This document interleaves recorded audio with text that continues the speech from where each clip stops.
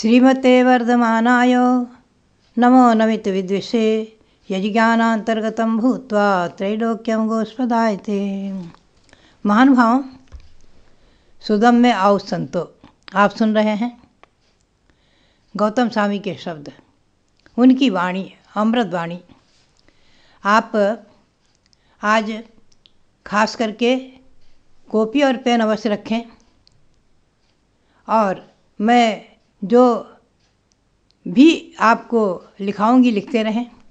कभी इन्हीं में से आपको प्रश्न का उत्तर देने का प्रसंग आ सकता है। गौतम स्वामी इसी सुदम्य आओ संतों में कहते हैं, श्रावक धर्म में ही मैंने 12 व्रत सुने हैं। पुनः कहते हैं, से अभिमद जीवाजी उवलब्ध पुण्य पाव आसव संवर निज्जर बंध मोक्ष मही कुशले। आगे बढ़ते हुए कहते हैं, श्रावक सम्यक दृष्टि श्रद्धालु होता है तो 9 पदार्थ के नाम गिनाते हैं। आप इसे नोट करें। क्रम, अभिमत, सभी तीर्थंकर भगवंतों की वाणी से निकले हुए 9 पदार्थ, उनके नाम, उनका क्रम, जीव अजीव उपलब्ध पुण्य पाप, इनसे ही उपलब्ध हुए, मने इनसे ही बने आगे पुण्य और पाप, आश्रव संवर निर्जरा बंध और मोक्ष। इनमें जो कुशल है, जो श्रावक इनको, इन पर श्रद्धान रखने वाला है, इनको जानने वाला। भव्यात्माओं, ये क्रम आप ध्यान रखना है। मैं इसमें आपको महत्वपूर्ण विषय बताऊंगी कि आज ये पाक्षिक प्रतिक्रमण के अंतर्गत से मैं आपको सुदम्य आओ संतो सुना रही हूँ। पाक्षिक प्रतिक्रमण जो साधुओं का है, हम दिगंबर मुनि आरिकाएँ सब जिसको पढ़ते हैं, वो छपा हुआ है क्रियाकलाप से। पहले हस्तलिखित गुटका में प्राप्त हुआ, पुनः क्रियाकलाप में छपा आचार्य श्री शांताल महाराज के समय। पुनः उसे धर्म ध्यान दीपक, भक्ति संग्राज्य संग्रह आदि, श्रवणचर्या मुनिचर्या आदि को में छपता चला आ रहा है। इसमें वर्तमान में कुछ 20-25 वर्षों से देखने में आ रहा है, कुछ विद्वान जो प्राकृत आदि के विद्वान हैं, इसमें परिवर्तन संशोधन कर रहे हैं। कई एक पुस्तकों में पाठ परिवर्तित मिला हुआ, मुझे बहुत कष्ट हुआ। इसीलिए मैं आज पर विशेष प्रकाश डालूंगी, आप इसे ध्यान से पढ़ें। इसीलिए मैंने आपको संकेत दिया है कि आप लोग पेन कॉपी अवश्य रखें और इसका क्रम नोट करें।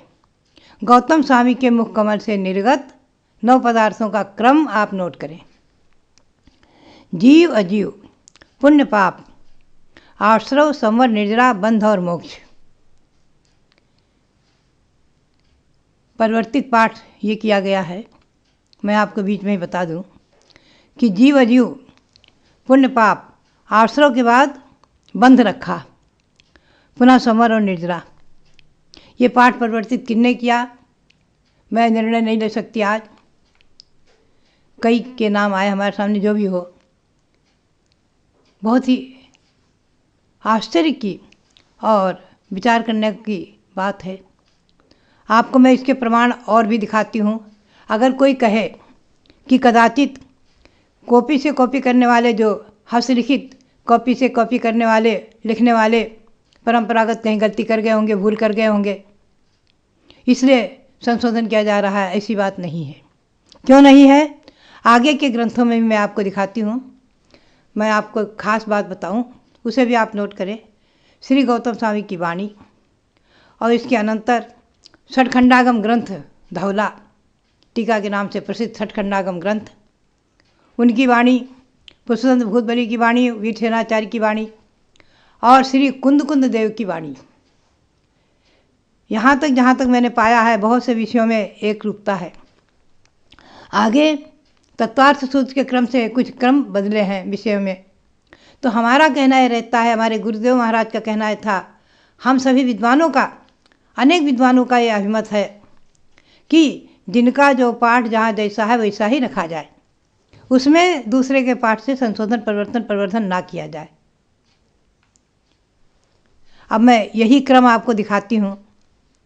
यही क्रम मैंने इस पर एक अभी वर्तमान में एक पुस्तक संकलित की है, और जैन आगम में 9 पदार्थ, इसको भी आप पढ़ें। छोटी सी पुस्तक है, 1 घंटे में 2 घंटे में आप इसको पढ़ सकते हैं।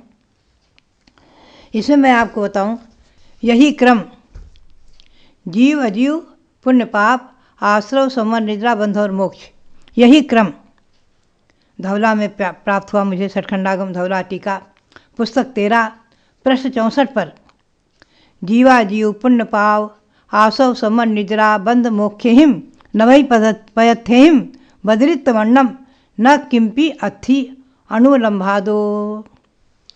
आचार्य देव धवला पुस्तक 13 पृष्ठ 64 पर कह रहे हैं, उस पंक्ति है उनकी कि जीव अजीव पुण्य पाप आश्रव समर निद्रा बंध और मोक्ष, ये 9 पदार्थ हैं।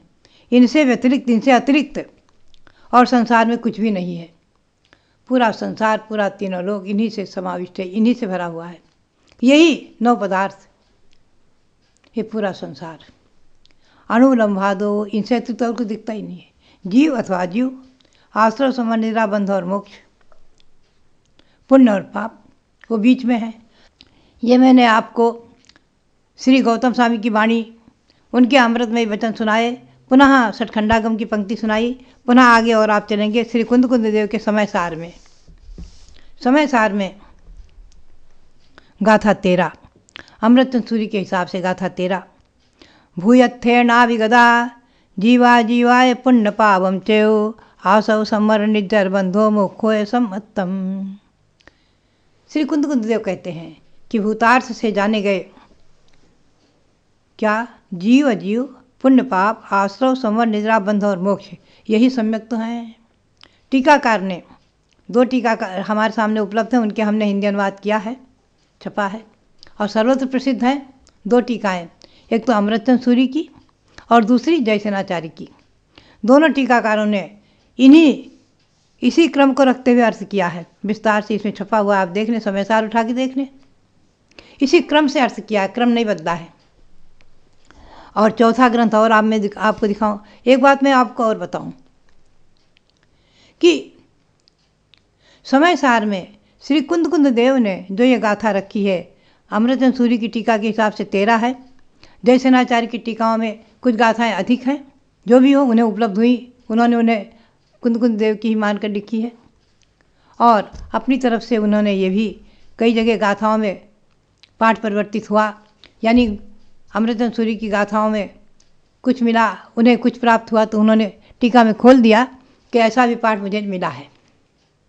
ये उन्होंने अपनी ईमानदारी, अपनी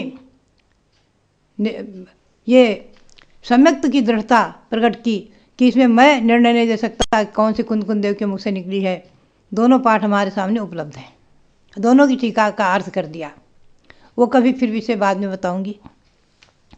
अभी तो मैं इतना ही बता रही हूँ कि 9 पदार्थ का क्रम समय सार में इसी क्रम से ही अध्याय विभाजित हैं।